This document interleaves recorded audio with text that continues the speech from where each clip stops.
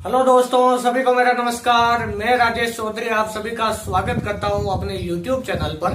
तो अभी हमारे डिफेंस के लिए यानी एयरफोर्स और नेवी के जो जो आपके सामने जो एग्जाम आ रहे हैं उनके लिए हम कुछ यानी क्वेश्चन सीरीज के लिए कुछ क्वेश्चन अपलोड कर रहे हैं। और इसके लिए हमारे 3 लेक्चर ऑलरेडी आ चुके हैं, जिसमें 2 प्रोजेक्टाइल मोशन पे प्रक्षेप्य गति पे और एक जो कल वाला जो लेक्चर है वो हमारा आया था विमा और मात्रक पर। आज का जो लेक्चर है वो बेसिकली आधारित होगा हमारे एक तो त्रुटि यानी एरर पर, इसके अलावा सिग्निफिकेंट नंबर यानी सार्थक अंक पर और अंकों का पूर्णांकन करने पर। उम्मीद करते हैं आपने थ्योरी पढ़ ली होगी, क्योंकि आपके पास में जो भी कोचिंग वगैरह के नोट्स है या आपने सेल्फ तैयारी की है, एनसीईआरटी की बुक से तैयारी की है, चाहे आप कैसे भी तैयारी करें, तो उम्मीद करते हैं कि आपने थ्योरी तैयार की यानी आपने थ्योरी तैयार कर ली होगी।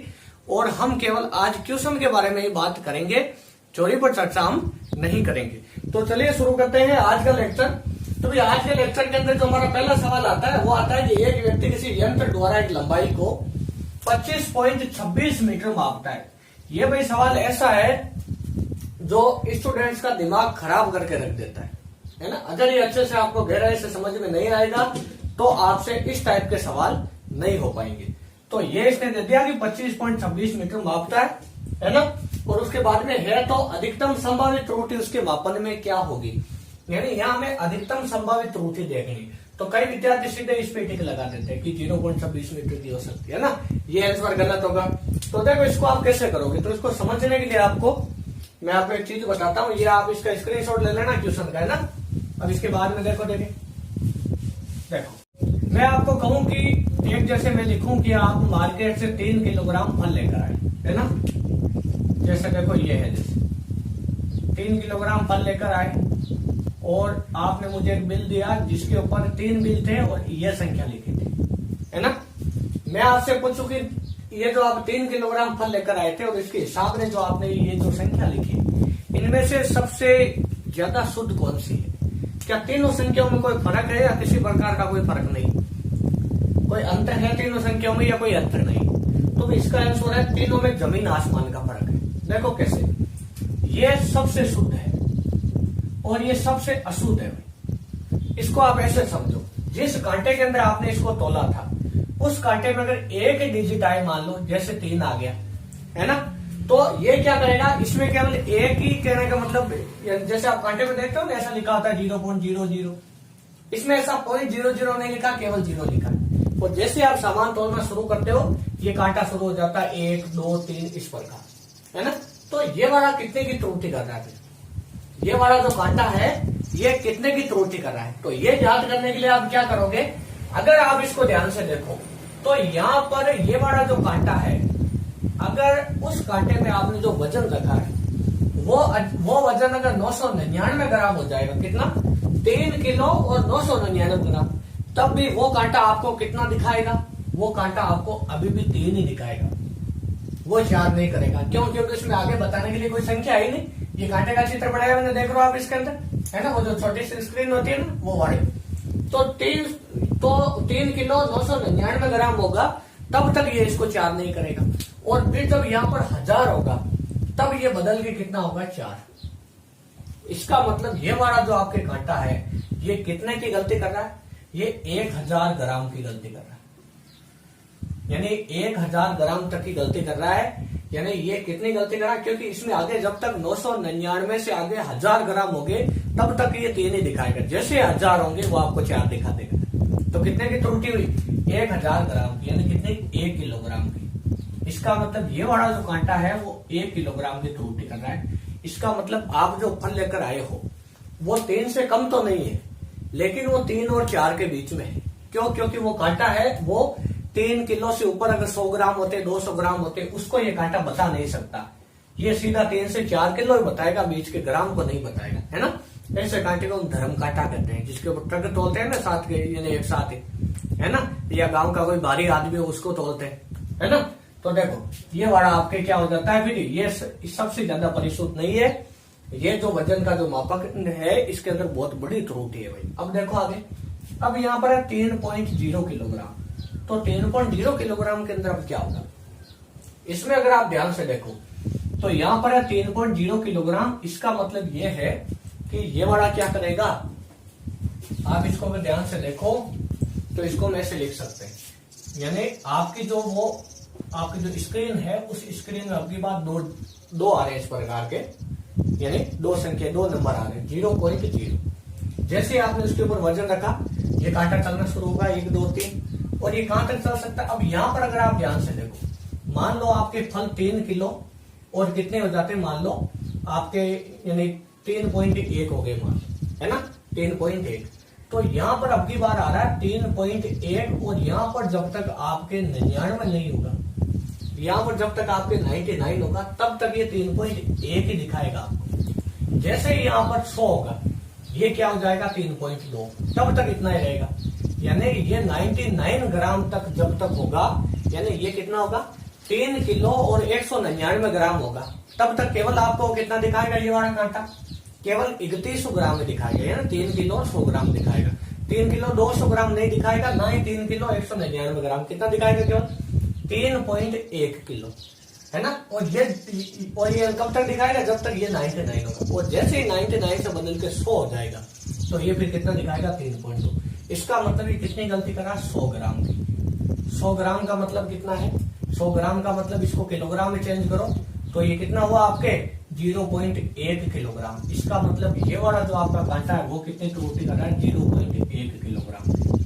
अब ये वाला देखो, अब जो नीचे वाला आपका जो कांटा है इसमें अगर आप ध्यान से देखो तो यहाँ पर इसके अंदर दे रखा है कि जैसे इसमें दे दिया 3 डिजिट 0.00, क्योंकि 3 के रूप में लिखा देखो इसमें अगर आप ध्यान से देखो तो ये आपको बताएगा 3.1 बता दिया, उसके बाद में वो आपको मान लो आगे 3.2 बता रहा है ना, और ये आगे आपके मान लो यहां तक आपको बता रहा है।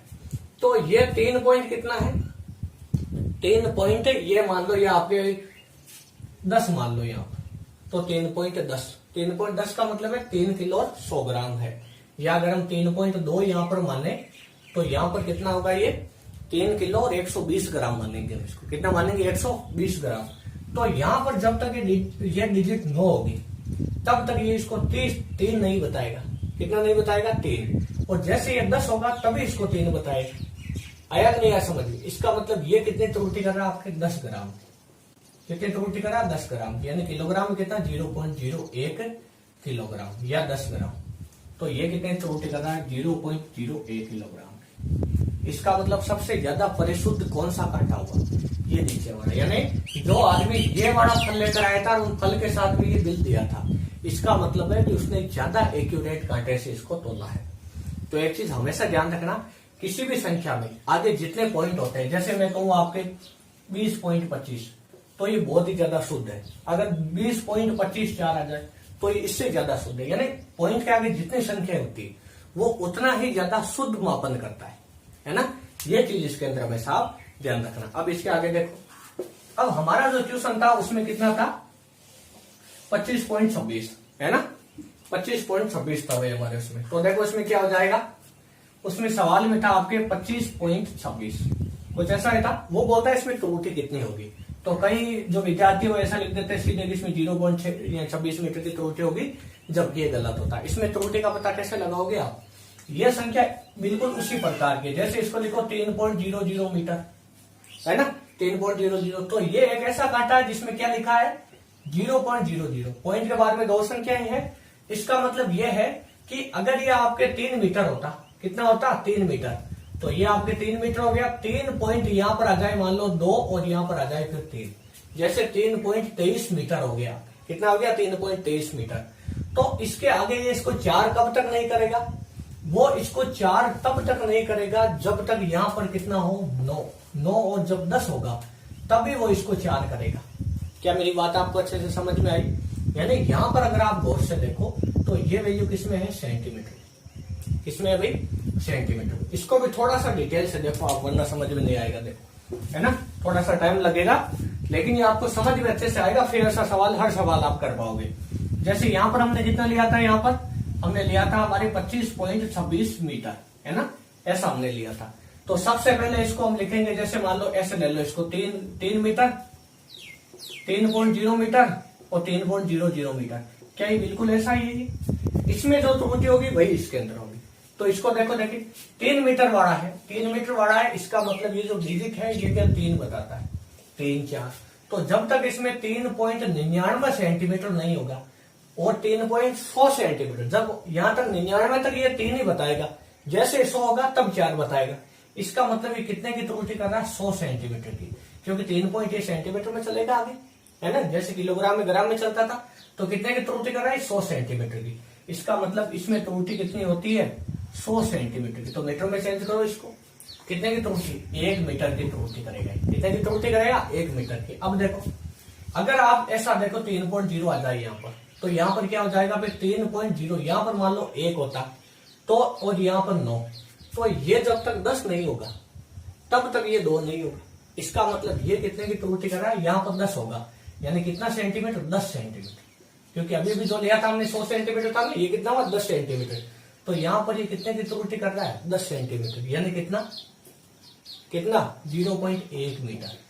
तो ये कितने की त्रुटि करेगा, 10 सेंटीमीटर की, यानी कितने की, 0.1 मीटर की। अब तीसरा वाला देखो, तीसरे में अगर मान लो यहाँ पर आपको 2 इस प्रकार 2 संख्या दे दे, पॉइंट के बाद में 2 आपके डिजिट आ जाए, 3.00, तो ये कितने की त्रुटि करेगा, तो इसमें ऐसे हो जाएगा, जैसे मान लो यहाँ पर 3.12 होता, तो इस 2 को ये 3 कब तक नहीं करेगा, जब तक यहाँ पर 10 ना आए। अभी 9 है, 9 तक ये 3.12 ही बताएगा, लेकिन जैसे ही यहाँ पर 10 हो जाएगा ये 3.13 हो जाएगा, है ना। तो ये कितने की त्रुटि करा, 1 सेंटीमीटर की, यानी मीटर में कितना, 0.01 मीटर। और पॉइंट के बाद में 2 डिजिट वाली संख्या में त्रुटि कितनी होती, 0.01 मीटर। तो इसमें भी त्रुटि कितनी होगी, 0.01 मीटर। तो ये वाला ऑप्शन आपके सही होगा। क्या मेरी बात आपको अच्छे से समझ में आई? तो आप इसको चाहो तो इसको याद कर लो। कैसे? अगर एक सिंगल संख्या है तब तो जो मात्रक है उतनी त्रुटि करेगा, जैसे 3 मीटर है तो 1 मीटर की त्रुटि करेगा, 10 मीटर दे देगा तो भी 1 मीटर की त्रुटि, है ना। सबसे बड़ा वाला मात्रक 3.10 आ जाए तो इस मीटर का 1 पॉइंट लगा दो, जैसे 0.1 मीटर। 2 आ जाए तो 2 पॉइंट लगा दो। इसी प्रकार किलोग्राम में और कोई भी भौतिक राशि हो, हर के अंदर यही तरीका काम में आएगा, है ना। तो ये बहुत ही जबरदस्त सवाल था भाई, जो आपको यहाँ पर आना चाहिए। अब इसके बाद में देखो दूसरा सवाल, तो ये हमारे पहला सवाल कंप्लीट हो जाता है। इसके बाद में जो भाई आपके दूसरा सवाल है वो ये है कि 2 विद्यार्थियों ने गुरुत्व के मान का प्रायोगिक मापन किया, है ना। यहाँ पर प्रायोगिक मापन लिखा है ना, आपने स्क्रीनशॉट ले लिया होगा इसका, और अगर आपने स्क्रीनशॉट नहीं लिया तो वीडियो को रिवर्स करके स्क्रीनशॉट ले लेना इसका, ट्यूशन का, है ना। अब देखो, तो उन्होंने 2 चीजें मापी, 9.74 और 9.342। इन दोनों में से सबसे ज्यादा एक्यूरेट कौन है, सबसे ज्यादा एक्यूरेट कौन है, अपने दिमाग में सोचो। देखिए, इन दोनों में सबसे, अभी बताया था, पॉइंट के बाद में जितनी संख्या होती है वो सबसे ज्यादा एक्यूरेट होता है। इसका मतलब सबसे ज्यादा एक्यूरेट कौन सा है, ये वाला है। तो ऑप्शन कौन सा सही होगा इसमें, अगर आप ध्यान से देखो तो ए अधिक सही है, बी अधिक सही। तो सही ऑप्शन कौन सा, बी, जबकि सही ऑप्शन है इसमें ए। देखो कैसे, ए ऑप्शन इसमें कैसे सही होता है। ए ऑप्शन इसमें ऐसे सही होता है, हम ये तो जानते हैं कि पॉइंट के बाद में जितनी आगे संख्या है वो संख्या बाकियों की तुलना में उतनी ज्यादा शुद्ध होती है, लेकिन यहाँ पर जो रियल वैल्यू है वो भी कुछ मायने रखती है। जैसे रियल वैल्यू क्या होती है इसकी, आपने छोटी क्लासेस पढ़ते हैं, 9.8 कितनी होती है रियल वैल्यू, 9.8 होती है। कितनी होती है रियल वैल्यू, 9.8 मीटर पर सेकेंड स्क्वायर, क्या इतना होता है। तो इन दोनों में से वह कौन सी संख्या जो 9.8 की ज्यादा नजदीक है। देखो, यहाँ पर 2 है तो 4 5 नहीं हो सकता, और अगर 4 5 हो जाएगा, 3 को 4 कर देगा तो भी 9.4 ही होगा। तो 9.8 के नजदीक कौन सी संख्या ज्यादा, 9.7 वाले। देखो, है कि नहीं। इसका मतलब है कि ये वाला आपके सबसे ज्यादा सही है, तो ऑप्शन ए सही हो जाएगा, है ना। ये बहुत ही जबरदस्त सवाल था। ऊपर वाला सवाल था बिल्कुल उसका अपोजिट, है ना। जो स्टूडेंट गलती कर देते हैं, ऊपर वाला कॉन्सेप्ट सीखने के बाद में गलती कर देते हैं, तो इन दोनों के अंदर आपको खासतौर से ध्यान रखना है। अब देखो, इसके बाद में आपके सवाल कौन सा, अगला तीसरा सवाल। तो अगर भाई आप तीसरे सवाल के अंदर ध्यान से देखो, तो तीसरा सवाल है, मापन के दौरान घन के द्रव्यमान में 3% की त्रुटि। एक घन है, घन वो होता है जिसकी, यानी जिसकी सभी भुजाएं बराबर होती है। तो घन का आयतन कितना होता है, भुजा क्यूब। मान लो इसकी भुजा ए है और उसका द्रव्यमान m है, तो घन का घनत्व का सूत्र क्या होता है, रो बराबर m बटा v, यानी रो बराबर m बटा a क्यूब। इसको त्रुटि में कैसे लिखोगे, ध्यान रखना है। त्रुटि कभी भी आप लिखो तो हमेशा आप क्या करो, इसको डेल्टा लिख दो, इसी का इसमें भाग दे दो, 100 से गुणा कर दो, और जिसकी भी घात हो वो घात गुणा में आ जाएगी। जैसे देखो, इस रो को आप लिखोगे डेल्टा रो बटे रो, ऐसे इंटू 100 बराबर, इसको क्या लिखोगे, एम को डेल्टा एम बटा एम इंटू 100। अब चाहे कहीं हो, भाग में हो, गुणा में हो, कैसे ही हो, यही तरीका इसको लिखने है। प्लस एम के बाद में 3 आ जाएगा गुणा में, ये ए है भाई यहाँ पर है ना, ए क्यूब भुजा, तो ये 3 आ जाएगा गुणा में, और ये हो जाएगा डेल्टा ए बटा ए, और ये हो जाएगा इंटू 100%। ये आपके मामला ये इसी टाइप। कोई भी ऐसा सवाल आ जाए, एक सवाल और करवाएंगे जो इससे ज्यादा थोड़ा सा डिफिकल्ट होगा। हर सवाल को ऐसे ही करना है, कहीं भी अनुपात दिया जाए, कुछ भी दिया जाए तो घात वाले को गुणा में ले आना और बाकी सब में प्लस का चिन्ह लगाना। अब देखो क्या करोगे, डेल्टा रो बटा रो इंटू 100% बराबर, देखो देखिए डेल्टा एन बटा एन गुना 100, इसका मान कितना दिया, द्रव्यमान के मापन में त्रुटि कितनी है, 3% की, तो 3% प्लस 3 गुणा डेल्टा ए बटा ए, भुजा के मापन में त्रुटि कितनी है, लंबाई के मापन में 1% की, तो 1%, तो टोटल हो गया आपके 6%। कितना हो गया भाई, 6% हो गया। इसके बाद में देखो तो सही आंसर कौन सा, 6 वाला है ना। अब देखो इसके बाद में चौथा सवाल, अगर हम भाई सवाल नंबर 4 की ओर चले तो सवाल नंबर 4 के अंदर क्या होगा कि एक प्रयोग में प्रारंभिक ताप और अंतिम ताप इतना है, ये आपके मापा गया, तो ताप में वृद्धि होगी।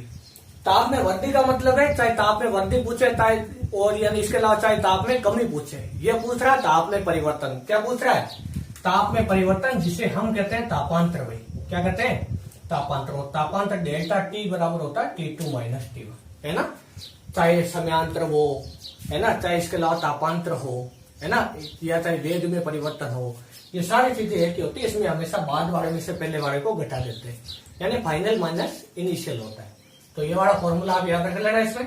अब देखो T2 की वैल्यू कितनी है, इसमें T2 की वैल्यू है 50, तो डेल्टा टी बराबर 50.5 प्लस माइनस 0.2, है ना, और माइनस क्या हो जाएगा यहाँ पर 20 पॉइंट कितना है, 20.5 प्लस माइनस 0.3। ध्यान रखना बाद वाला ये है, पहले वाला ये है। इसमें से इसको घटाओ तो डेल्टा टी बराबर कितना, 50 में से 20 गया तो 30.0।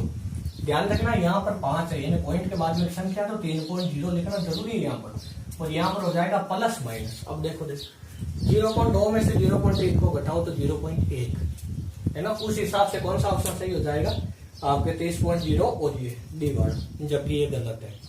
कभी भी अगर कोई भी सवाल आता है, चाहे कहीं पर भी आप कुछ भी घटा रहे हो, है ना, केवल ये मेन संख्या जो है वही घटेगी जुड़ेगी, बाकी त्रुटि हमेशा जुड़ेगी। यानी यह माइनस का चिन्ह लगा है, फिर भी त्रुटि को क्या करना है, हमेशा आपको जोड़ना है। तो त्रुटि कितनी हो जाएगी 0.5, है ना, %C। तो अगर वो कोई ऑप्शन में आपको 30 दे दे, केवल 30 प्लस माइनस 0.5, और दूसरे में दे दे 30.0 प्लस माइनस 5, तो सही कौन सा होगा, 30.0 वाला। तो सही ऑप्शन कौन सा है, देखो देखिए, ये हो गया 30.0 प्लस माइनस 0.5, ये हो गया °C। तो ये वाला ऑप्शन आपकी सी सही है ना। अब आगे देखो 5वां सवाल इसके। अब देखो भैया आपके 5वां सवाल क्या है कि किसी संबंध x बराबर a² b³ c root d में a b c d में प्रतिशत त्रुटि करने से 2%, 1%, 3%, 4% है, तो x में प्रतिशत त्रुटि क्या होगी। अभी भी जो मैंने आपको एक सवाल करवाया था, यह त्रुटि वाला की घात वाली त्रुटि में घात गुणा में आ जाती है, सबको जोड़ना है, तो सब में प्लस का चिन्ह लगाना है पहली बात तो, और इसको डेल्टा x बटा x लिखना है, डेल्टा a बटा a, डेल्टा b बटा b, और ये घाते गुणा में ले आने सबके ना। अब देखो कैसे, मैं ऊपर वाला मिटा रहा हूँ, ऑप्शन 10, 11, 12, 13 है ना, 4 ऑप्शन है। तो देखो तो आप कैसे करोगे, इसमें हमारे दिया था x बराबर a² b³ रूट b, कैसा दिया था। इस सवाल में अब आप क्या करोगे, x को आप लिखोगे डेल्टा x बटा x गुणा 100%, प्रत्येक त्रुटि के बीच में प्लस का चिन्ह लगाना है, घात गुणा में आ जाएगी। तो a वाले में देखो, a वाले में a² है, 2 गुणा में आ गया, a को लिख दिया डेल्टा a बटा a गुणा 100%। इसमें देखो देखिए b वाले में 3 गुणा में आ गया, डेल्टा b बटा b गुणा कितना हो जाएगा, ये 100% हो जाएगा। देखो यहाँ पर, तो ये हो गया हमारे डेल्टा b बटे b गुणा कितना 100% हो गया, प्लस c वाले में कोई इसकी घात नहीं थी, तो डेल्टा c बटे c, और ये हो गया आपके, ये आगे हो गया गुणा 100% प्लस। अब देखो d का रूट था और वो नीचे था, तो नीचे ऊपर से कोई फर्क नहीं पड़ेगा, रूट है इसका मतलब घात कितनी है 1/2, तो डेल्टा d बटे d गुणा 100% हो जाएगा। तो हर त्रुटि का सवाल ऐसे होगा, कोई भी ऐसा सवाल आपको दे दे। अब इसकी वैल्यू कितनी रखी थी 2, तो 2 × 2 प्लस इसकी वैल्यू कितनी रखी थी आपके 1 तो 3 इंटू 1, इसकी वैल्यू क्या दे रखी थी आपके 3, तो ये 3 और इसकी वैल्यू आपकी 4 दे रखी, तो 4/2 2 हो जाएगा। तो 3 3 6, 6 2 8, 8 और 4 कितने 12। तो सही आंसर होगा इसका 12%। क्या होगा 12% ना। और भी वो आपको मान चेंज करके यहाँ पर दे सकता है, तो कोई भी ऐसा सवाल दे दे आप उसको आराम से कर पाओगे ना। हमेशा ध्यान रखना है घात गुणा में आ जाएगी, और बाकी सबको ऐसे जैसे मैंने अभी बताया वैसे त्रुटि में लिख देना है। इस टाइप के 2 सवाल करवा दिए मैंने आज के लेक्चर में केवल। अब देखो यहाँ पर है 2.56 गुणा 10 मीटर के परिमाण की कोटि क्या होगी। इसके परिमाण की कोटि बतानी है, तो परिमाण की कोटि में हमेशा 10 की घात पूछता है। क्या पूछता है 10 की घात कितनी है, तो कितनी है 10 की घात 10, तो सही ऑप्शन होगा बी। कौन सा होगा बी होगा। तो 7वें सवाल में देखा है घन जिसकी भुजा 1.2 गुणा 10 की घात -2 मीटर है, उसके आयतन की गणना करो। तो जो भाई हमारा जो घन का आयतन होता है उसका जो फॉर्मूला होता है भुजा क्यूब, यानी ए क्यूब होता है तो भुजा है 1.2 इंटू 10⁻⁻2 का स्क्वायर है ना। तो यहाँ पर पहले इसको सोल्व कर लो, तो 12 को 12 से गुणा करेंगे तो 144, क्यूब दे रखा 3 बार करना है, वापस इसको 12 से गुणा करेंगे तो 8 8 और 2, और ये कितना हो जाएगा आपके 4, और ये हो जाएगा 4 और 1, तो 8 और 4 12, और ये कितना हो जाएगा यहाँ पे 6 और 1 7 और 1, यानी 1728 आएगा।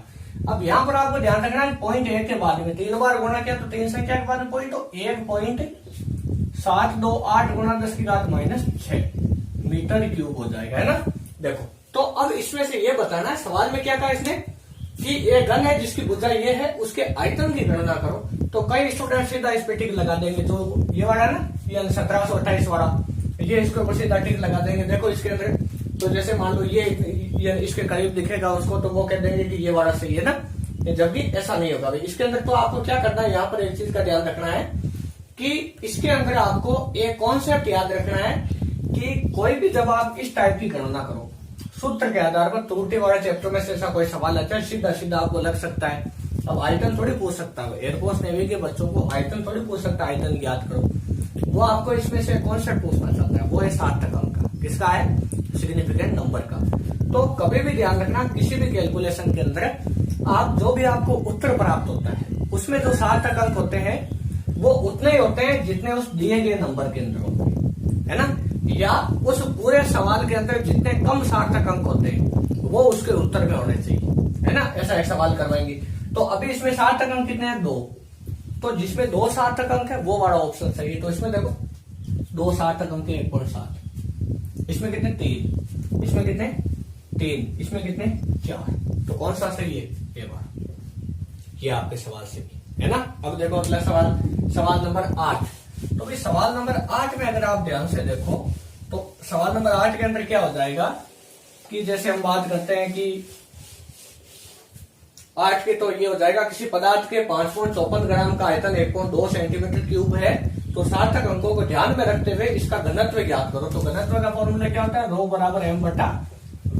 तो रो बराबर इसका द्रव्यमान कितना रहेगा 1.2 सेंटीमीटर क्यूब, है ना, 1 मिनट सॉरी, इसका रहेगा 5.74 ग्राम, सॉरी है ना, 5.74 ग्राम बटे ये हो जाएगा आपके 1.2 सेंटीमीटर क्यूब। अब देखो ये घन है ना, और इसका आपके किसी पदार्थ के सॉरी 5.74 ग्राम का आयतन इतना है, तो सार्थक अंकों को ध्यान में रखते हैं ना। इसने पदार्थ कौन सा है, किस आकृति का है, ऐसा आयतन कुछ भी नहीं दे रखा है। तो सीधा रो बराबर आयतन दे दिया सेंटीमीटर क्यूब में, घनत्व इसका द्रव्यमान दे दिया, तो घनत्व क्या हो जाएगा 5.74 बटे 1.2 सेंटीमीटर क्यूब हो जाएगा। तो इसका भाई जो आंसर है वो आपके आ जाएगा 4.7833 ग्राम पर सेंटीमीटर क्यूब। इस सवाल को आप, यानी ये सवाल थोड़ा सा डिफिकल्ट है कैलकुलेशन, लेकिन आपका समय खराब नहीं हो इसलिए कैलकुलेशन मैंने पहले कर रखी। तो देखो क्या हो जाएगा, रो बराबर 4.7833 ग्राम पर सेंटीमीटर क्यूब इसका आंसर आया है। तो आपको देखते हैं पता लगेगा यार ये वाला सही है फिर तो, जबकि ये वाला गलत है, तो फिर सही कौन सा है। अभी मैंने बताया था कि किसी भी सवाल में जिस संख्या में न्यूनतम सार्थक अंक होते हैं उत्तर में भी उतने ही होंगे। तो न्यूनतम सार्थक अंक कितने इसमें 2 है ना, इसमें 3 और इसमें 2, तो न्यूनतम वाले 2 है। तो देखो 2 किसमें, इसमें और इसमें, लेकिन ये वाला भी गलत है। क्यों है, क्योंकि यहां पर अगर आप ध्यान से देखो तो इसका अगर पूर्णांकन करेंगे तो 8 से ये 8 होगा, जबकि ये 4.7 दे रखा है। तो पूर्णांकन का और सार्थक अंक का दोनों का कॉन्सेप्ट मिला दिया, तो सही आंसर कौन सा है 4.8 ग्राम पर सेंटीमीटर क्यूब, ये इसका सही आंसर है, यानी बी सही है। अब अगला सवाल देखो आप। सवाल नंबर 9 देखोगे तो सवाल नंबर 9 के अंदर हो जाएगा कि गोले की त्रिज्या के मापन में 1.9% की त्रुटि हो तो ये बोल रहा है तो उसके आयतन के मापन में त्रुटि कितनी होगी। तो यहाँ अगर आप ध्यान से देखो तो हम जानते हैं गोले का आयतन का सूत्र क्या होता है 4/3 पाई आर क्यूब। तो डेल्टा V/V इंटू 100% लिखोगे उसको, ये तो कांस्टेंट है, त्रुटि में इसका कोई मतलब नहीं, घात वाली त्रुटि है तो 3 गुणा में आ जाएंगे, डेल्टा R/R इंटू 100% हो जाएगा। त्रिज्या में त्रुटि जो कितनी 1.2 तो ये हो जाएगा इंटू 1.2%। तो कितना हो जाएगा 36 है ना, बातें कितना था 36 होता है ना, 3.6% आंसर हो जाएगा इसका। अब देखो तो इसका सी आंसर हो गया है ना। अब देखो अगला सवाल नंबर 10 के अंदर आपके क्या होगा कि इसमें देखा यदि बी चालो आर त्रिज्या और जी त्वरण और निम्न में से कौन सा विमाहीन है। ये आपकी विमा वाला चैप्टर चल रहा है, इसी का एक सवाल है, पीछे के वीडियो के अंदर हम इसको कवर नहीं कर पाए थे तो यह इसको बता देते हैं ना, ये काफी इंपॉर्टेंट सवाल है। तो इसमें यह बोल रहा है निम्न में से विमाहीन कौन है। अगर आप ध्यान से देखो तो जैसे आप पहले ऑप्शन से शुरू कर दो तो इसके अंदर देखा वेग का होता है मीटर पर सेकेंड है ना, इसका स्क्वायर तो metre square second square into यहाँ पर आर का मीटर और त्वरण का होता है मीटर पर सेकेंड स्क्वायर। देखो तो पहला ही ऑप्शन सही हो जाएगा, बाकी चेक करने की आवश्यकता नहीं। वैसे अगर ये पहला ना देखे, अगर वो आपको एग्जाम में देगा तो वो तो या तो लास्ट में देगा या तीसरे नंबर पे देगा, तो आपको प्रत्येक को चेक करना है, या आप ऐसे बिना देखे भी अनुमान लगा सकते हो कि इनमें से विमाहीन कौन हो सकता है। तो बी का मीटर पर सेकेंड और ये मीटर तो मीटर क्यूब हो जाएगा, और नीचे वाला इससे नहीं कटेगा। यहाँ पर भी ये मीटर क्यूब हो जाएगा, नीचे वाला नहीं कटेगा। यहाँ पर क्या हो जाएगा, यहाँ पर metre square metre metre metre की पावर 4 हो जाएगा। तो तीनों ऑप्शन ऐसे गलत हो जाते हैं है ना, ऐसे आप सीधा इसके बारे में पता लगा सकते हो। अब देखो अगला सवाल है आपके 42 ग्राम और 42,000 ग्राम में सार्थक अंक कितने हैं। तो एक चीज हमेशा ध्यान रखना, सार्थक अंकों का नियम होता है कि किसी भी भौतिक राशि का मात्रक बदलने पर उसमें सार्थक अंकों की संख्या कभी नहीं बदलती है। जैसे 42 ग्राम है तो इसमें 2 सार्थक अंक है, तो 42,000 ग्राम में भी सार्थक अंक कितने होंगे, 2 ही होंगे। तो ध्यान रखना है कभी भी किसी भौतिक राशि का मात्रक बदलने पर उसमें सार्थक अंकों की संख्या चेंज नहीं होती। अगला सवाल है एक अर्ग में कितने जूल होते हैं। तो कई स्टूडेंट जो बिना सोचे समझे पहले भी टिक कर देंगे जबकि ये गलत है, और कई इसको भूल जाएंगे कि यार 1 न्यूटन बराबर 10 की पावर 5 डाइन होता है, 1 जूल बराबर 10 की घात 7 अर्ग होता है, वो इस पे टिक कर देंगे। ये दोनों गलत है। क्यों? क्योंकि हमने जो पढ़ा है वो ये पढ़ा है कि 1 जूल बराबर 10 की पावर 7 अर्ग होता है। तो 1 अर्ग बराबर कितना हो जाएगा 10⁻⁻7 जूल। तो क्या आंसर सही होगा आपका, सी आंसर सही होगा। अब देखो इसके बाद में 3.750 का सही पूर्णांकन करना है इसको आपको, है ना। तो इसका सही पूर्णांकन क्या हो सकता है, दिमाग लगाओ, देखो कोशिश करो एक बार। जिन्होंने इसके नियम पढ़े, देखो भैया नियम पढ़े बिना समझ में नहीं आते, और नियमों के साथ साथ आप कोशिश करें कि इनके 4-4, 5-5 उदाहरण के साथ में पढ़ ले, है ना। उससे आपके एक बार में सारा क्लियर हो जाएगा, वरना एग्जाम टाइम में काफी दिक्कत आती है, क्योंकि ऐसे इसके जो जितने भी नियम होते हैं ये बार बार पढ़ने के बाद में भी हम भूल जाते हैं। तो एग्जाम वाले दिन एक बार इसको खास तौर से आप देख लें। तो देखो इसमें क्या 3.750 है। अगर आप ध्यान से देखो किसी संख्या में इधर अगर 5 आ जाए, है ना, इसके दाईं तरफ 5 के बाद में 0 आ जाए, और 0 से पहले अगर विषम अंक हो यानी ओड हो, है ना, तो ये जो आपका 7 है इसमें 1 अंक जोड़ देते हैं, यानी इसका सही क्या होगा 3.8, है ना। अब देखो यहाँ पे 13 सवाल हो गए। अगला सवाल देखो, इसके बाद में देखो सवाल नंबर 14। तो भाई सवाल नंबर 14 आपके बहुत ही शानदार सवाल है, बिल्कुल अलग वेराइटी का। तो इसके अंदर करो क्या, यदि ये ऊर्जा m द्रव्यमान j कोणीय संवेग और g सार्वत्रिक गुरुत्वाकर्षण नियतांक हो, तब x बराबर की विमा है। इसकी विमा किसके बराबर, कोण के बराबर होगी, कोणीय वेग के बराबर होगी, क्षेत्रफल के बराबर होगी, या त्वरण के बराबर होगी।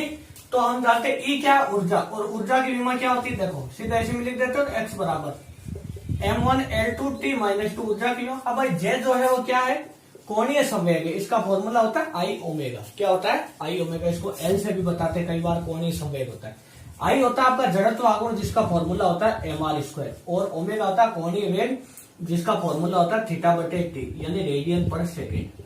तो यहां से आप इसकी विमा लिख सकते हो, देखो mr² है तो इसका हो जाएगा m1, ये हो जाएगा आपके L2, r² है ना, तो m1L2, और यहाँ पर थीटा का कोई मात्रक नहीं होता है। अब देखो t, तो t का क्या हो जाएगा आपके t-1, क्या सही लिखा है मैंने। अब देखो इसका स्क्वायर है, तो इसका स्क्वायर करेंगे तो m2 L की पावर 4 t-2, क्या सही लिखा मैंने। एक बार इसको दोबारा चेक कर लेते हैं। J बराबर होता है आई ओमेगा, आई का mr² ये होता है तो M1 L2 और इसका T-1 इसका स्क्वायर कर दिया बटे, हम जानते हैं जी जो होता है इसका मात्रक क्या होता है, न्यूटन मीटर स्क्वायर पर किलोग्राम स्क्वायर। F बराबर GM1 M2 बटे R स्क्वायर वाला फॉर्मूला से ये निकाल सकते हैं। तो यहाँ से इसकी विमा क्या आ जाएगी, इसकी विमा देखो, पहले इसकी विमा यहाँ निकाल लेते हैं फिर इसका स्क्वायर करेंगे। तो देखो इसकी विमा M1 L1 T-2 L2 और ये हो गया आपके M2, तो M-1 L3 T-2 इसका क्या है स्क्वायर, तो इसका स्क्वायर करके यहाँ लिखेंगे तो ये हो जाएगा आपके M-2 L6 T-4 और यहां से इसकी विमा क्या हो जाएगी M5 की M⁵ है ना, किलोग्राम है ना। तो देखो क्या हो जाएगा यहाँ पर M⁻² है, ऊपर जाएगा तो +2 और 2 2 4 और 1 5 है ना।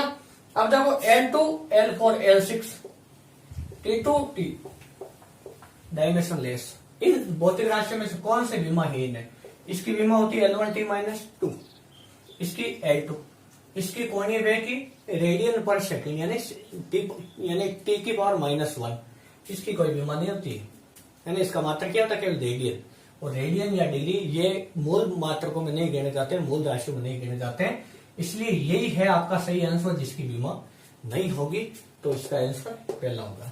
अब देखो 5.0 और 5.00 में अधिक परिशुद्ध कौन सा है, तो मैंने आपको पहले सवाल के अंदर बताया था कि कभी भी ऐसे नंबर नहीं आ जाए तो पॉइंट के बाद में जितने आगे जीरो होते हैं, जितनी आगे संख्या होती है, वो उपकरण उतना ही ज्यादा शुद्ध होता है और वो मापी गई संख्या भी उतनी ज्यादा शुद्ध होती है। जैसे मैंने बताया था 3 किलो, 3.0 किलो, 3.00 किलो, इन तीनों में से ज्यादा शुद्ध कौन है, 3.00 किलो। तो उस हिसाब से कौन सा शुद्ध हुआ, ये वाला है ना। तो इस हिसाब से आपके सार्थक अंक, त्रुटि और अंकों का पूर्णांकन करना, इस टॉपिक के ऊपर हमने 15 सवाल करवा दिए। मात्रक और विमा वाले टॉपिक पे हमने बहुत सारे सवाल करवा दिए और परीक्षा पे गति पे सवाल हो चुके हैं। तो हमारे चैनल से जुड़े रहिए और अपने दोस्तों को भी बोलिए जो भी आपके साथ में एयरफोर्स नेवी की तैयारी कर रहे हैं, और हम आपको इसी प्रकार से यानी आपको कंटिन्यू ये सारे लेक्चर प्रोवाइड करवाते रहेंगे। और हमारे चैनल से जुड़े रहने के लिए आप सभी का दिल की गहराइयों से बहुत बहुत धन्यवाद।